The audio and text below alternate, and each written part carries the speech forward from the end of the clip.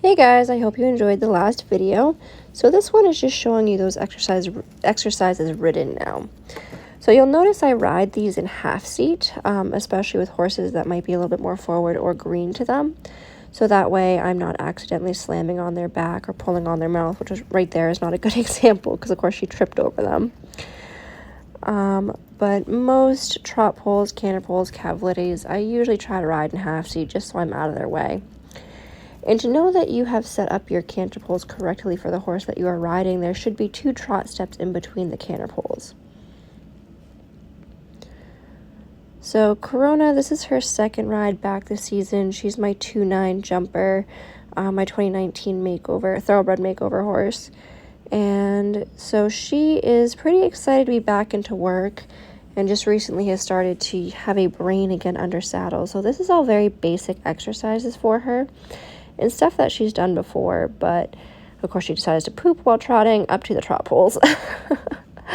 But this is all very basic work for her, but where she's just coming back into work, she's pretty fresh and has had a long time off, so this is all really good refresher exercises for her. So these exercises are good for green horses, young horses, horses that are coming back from vacation, just to get their brain thinking.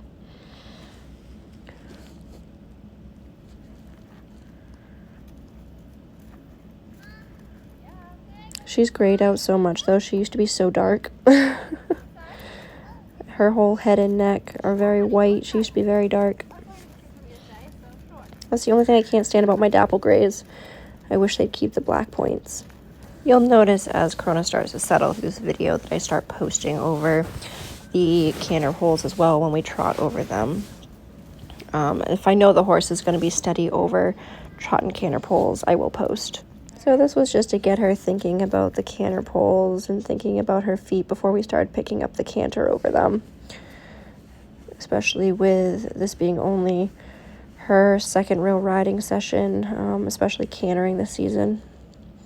So she got a little discombobulated. We weren't quite lined up. So usually when they aren't getting their striding, usually what they'll do is exactly what she did, which is break and trot over them just because it's easier. So I don't make a big deal out of it. I'm like, it's all right. We'll try again. And so I kind of get up into half seat so I can get a little bit more control over her shoulder and her body and give her a little leg. And that was a little bit better.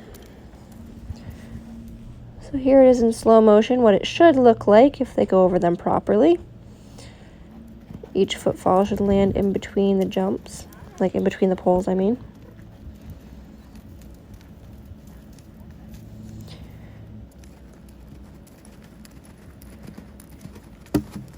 This is her tripping on it. She literally stepped directly on the pole on that one.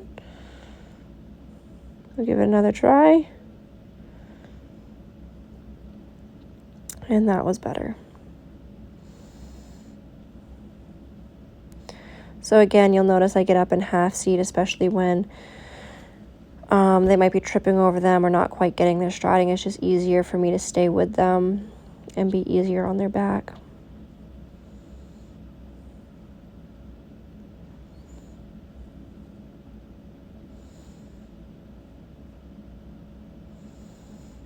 So this one, she did well, but she actually is funny. I slowed it down. Watch the way her feet land on this one compared to the last one. What was different on that? You tell me. So here's the opposite direction, trotting over the canter poles. Again, just making sure that they are spaced out right.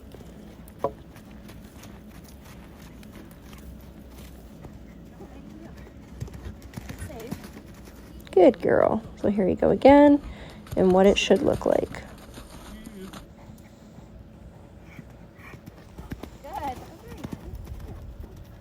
This mare is honestly a blast to ride. I think in a couple weeks she'll probably be back and ready to go into the lesson program for you guys. And that was her first jump of the season. I rode it a little bit defensively because I wasn't sure exactly how she was going to take it, because this is what I was expecting. Get ready.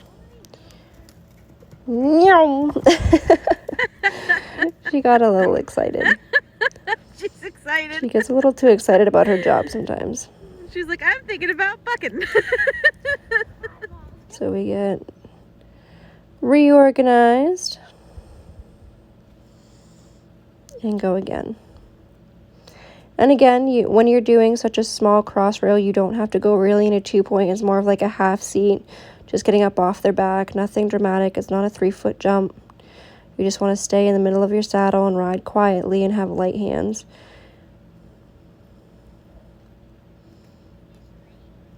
You just want to stay out of their way. This direction, she was having a little bit of a hard time staying straight, so you'll notice I have to use a little bit more right rein, left leg to keep her straight. And my end point was around the canter poles there.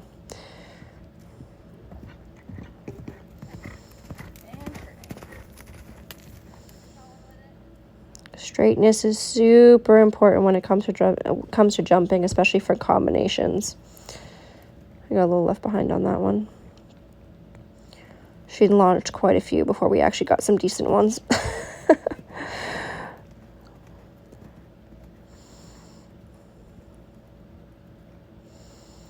This was like I don't even know, it was a long video that I edited down to just this 6 minutes. So again, you'll notice that there's really not much of a 2-point there. You just stay in the middle of your saddle and stay centered and nice light hands. So that was her first cavalettes after jumping. You can see she almost wanted to canter over them. So we decided to finish with a couple of just trotting over the cavalettes to bring her energy back down. Especially when you're working with a young horse, you want to make sure you can bring them up and bring them down. Alright guys, I really hope you're enjoying this video and this video series. And that's it for this video, and I will see you guys next time. Bye.